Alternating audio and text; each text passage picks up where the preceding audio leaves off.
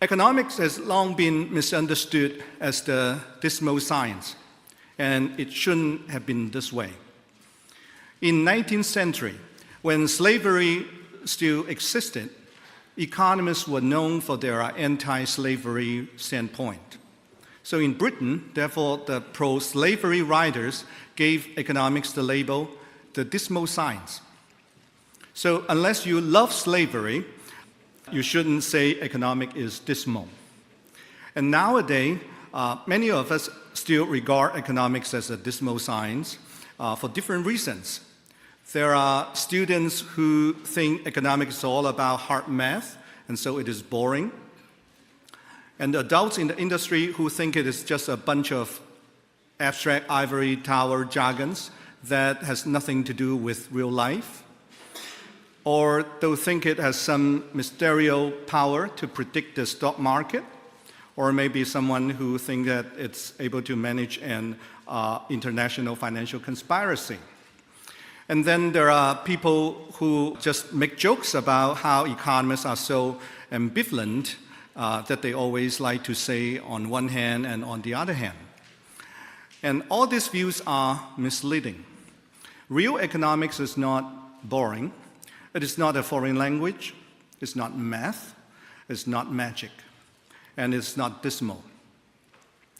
For the past 20 years, my goal has been to change these stereotypical views of economics and trying to show people what real economics is. And 2 years ago, I launched an online economic course, and since it began, the course has attracted over 300,000 paid subscribers, including people from all walks of life, from students to teachers, artists to dentists, and lawyers to pilots. And many of them never thought that someday they would enjoy learning economics. And also many of them who had ever learned economics and never appreciated economics, they don't know that economics is so interesting, was so relevant to their daily life.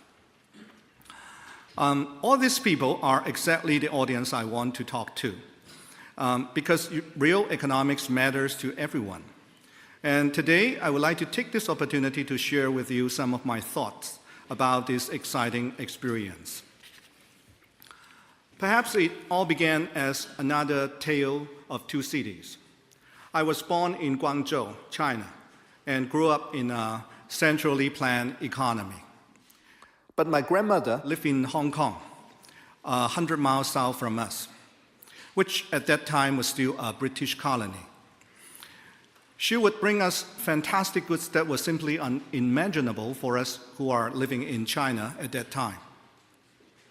As a child, I had never been in Hong Kong, but I imagined it must be a wonderful place if even the ordinary people there could have such wealth. This raised a nagging question in my mind. How could these two cities, were so similar in terms of culture and location, be so different in terms of their standard of living? I made a commitment to myself to find the answer. I studied and read whatever I could find, and gradually and fortunately, I found economics, a system of analysis that is most relevant and powerful to help me to find the answer. Over a span of some 30 years, I became an economics columnist for the Financial Times, based in London, Chinese version, and a PhD student at George Mason University, a postdoctoral researcher at Northwestern University School of Law, a professor of National School of Development at Peking University, and now a freelancer. I studied economics of real-world issues, and I teach economics that makes sense to ordinary people. My topic includes free trade, property rights, entrepreneurship, competition and regulation, institution and social norms, so on and so forth. The economic way of thinking gives us insights into all this and beyond. And that insight is backed up by serious research for those who are interested. The technology of information has had a major impact on the spread of economic idea. When 4G and smartphone technology became widely available in China, entrepreneurs rushed to provide audio programs that help people to utilize the time they spend in traffic, on the subway, or at the gym, time that used to be wasted. But in order to add value, this technology has to be approached in the right ways. For me, the most valuable skill that I had to learn in order to run my online course was the ability to speak. You can't teach people economics through an audio program on their smartphone by simply taking classroom content and moving it online. When people listen to my program, they are cooking, they are walking, they're driving. And people don't cook, don't walk, or don't drive in a classroom. What people can do when they are cooking is to have a conversation. So that's the key. The right way to do it is to speak to them directly, and as you would do in a face-to-face conversation.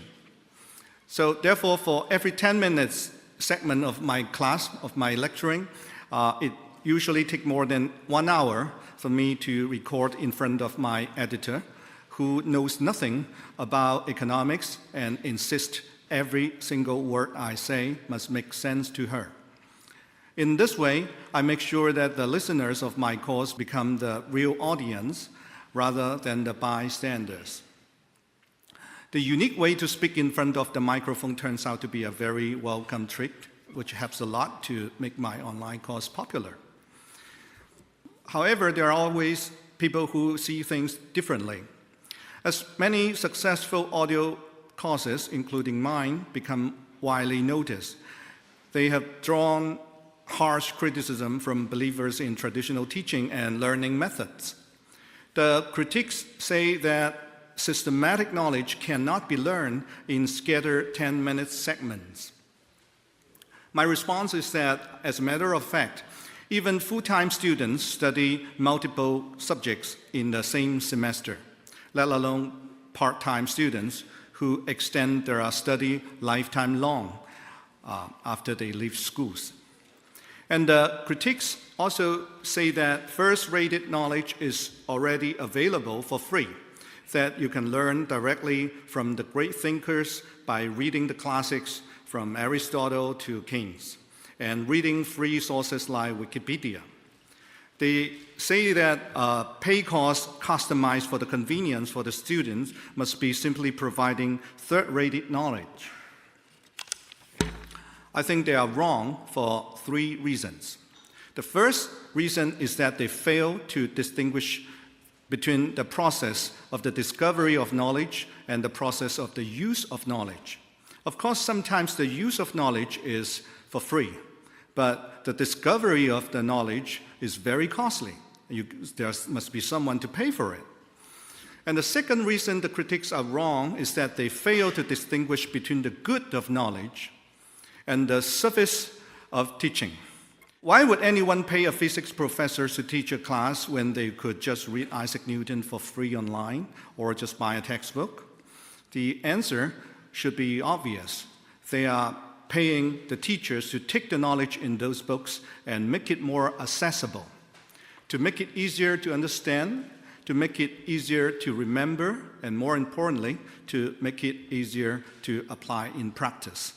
In short, they are paying for the service of teaching. The third reason the critics are wrong is that they ignore the marketplace of ideas. Nobody has to pay for the courses. It's not compulsory, it's not taxpayer funded.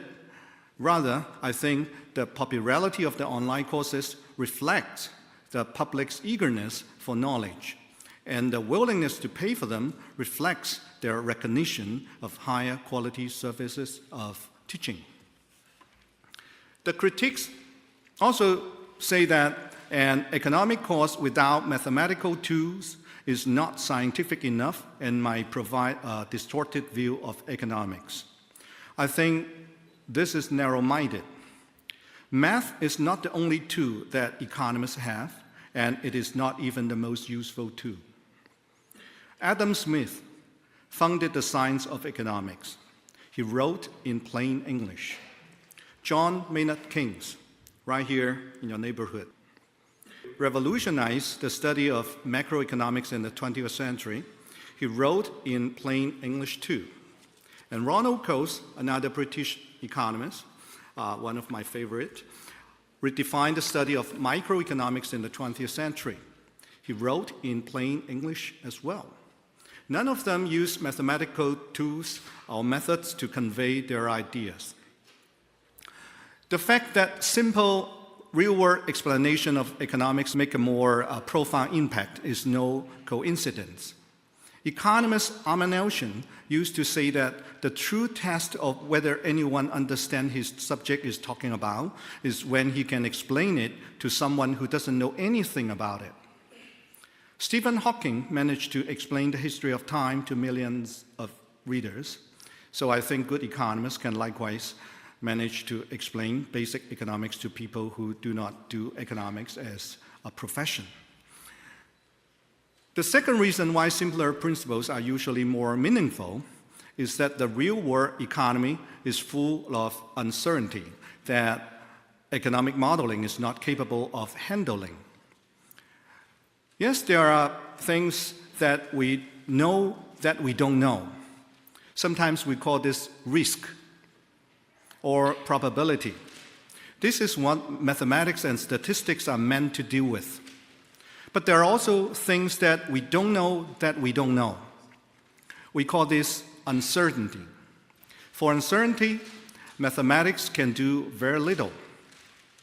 For example, in the year of 2008, after the financial crisis happened, the Queen asked an embarrassing question at the London School of Economics that why did no one see the crisis coming beforehand?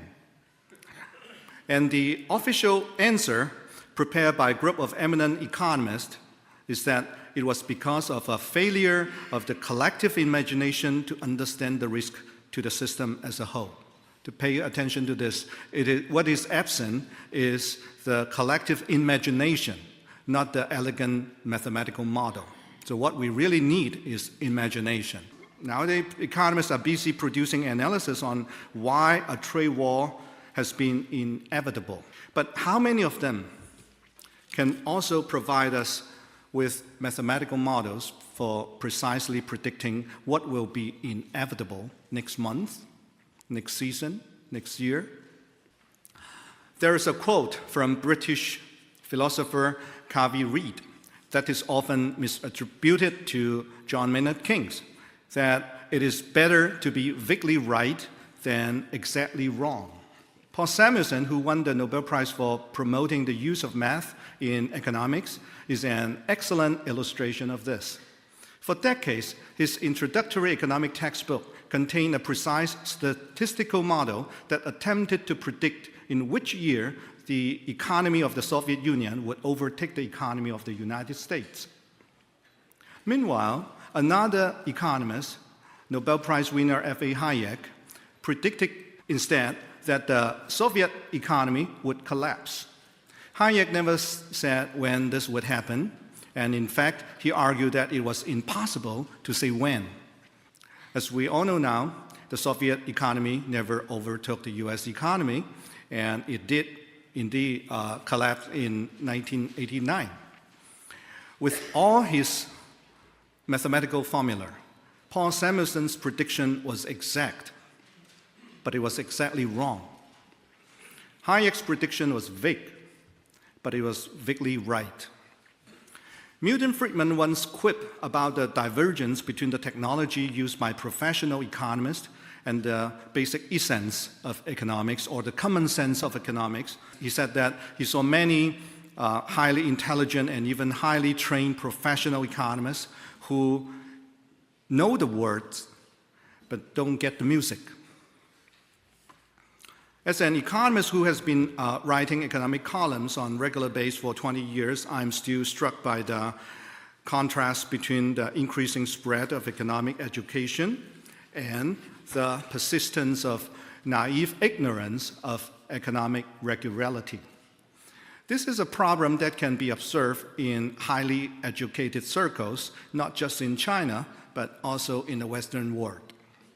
Let me give you a number of examples, a number of questions to see what kind of answer you would provide for these questions. Question number 1, can minimum wage law help poor country to get rid of poverty? Yes or no? Question number 2, did candle makers permanently lose their jobs to light bulb makers? Question number 3, does the trade deficit or a surplus on bilateral basis make any sense? Or do I have to buy the same amount from you that I sell to you in order to maintain a fair or equal trade? The last question, is there any goods such as a pencil marked made in China, literally made in China? There is a laundry list of questions that can be squarely answered with economic common sense. That common sense, what we call the economic way of thinking, is not only useful for evaluating the latest policy proposals, and it is also useful for understanding how economics affect us in our daily lives. Paul Samuelson once remarked, "I don't care who writes a nation's law or crafts its advanced treaty, as long as I can write its economic textbook." I agree with Samuelson's attitude. However, my online course is not just a simplified version of mainstream economic textbooks. It is also a novel approach to economic education in the sense of liberal art curriculum. In addition to that, I think I'm taking advantage of the technology that economists like Adam Smith, John Maynard Keynes, and Paul Samuelson never had. That is the widely used smartphone and high-speed data transmission, 4G, or the upcoming 5G technology. Using the latest technology, knowledge from paper and books can be reproduced and customized and made more accessible for studying, learning, and training. Today, the wall of the universities is being turned down. A much wider equality of educational opportunity is being achieved. A more practical way of teaching and learning economics has arisen, and a lot more ordinary people will now be able to hear the music of economics. Thank you very much.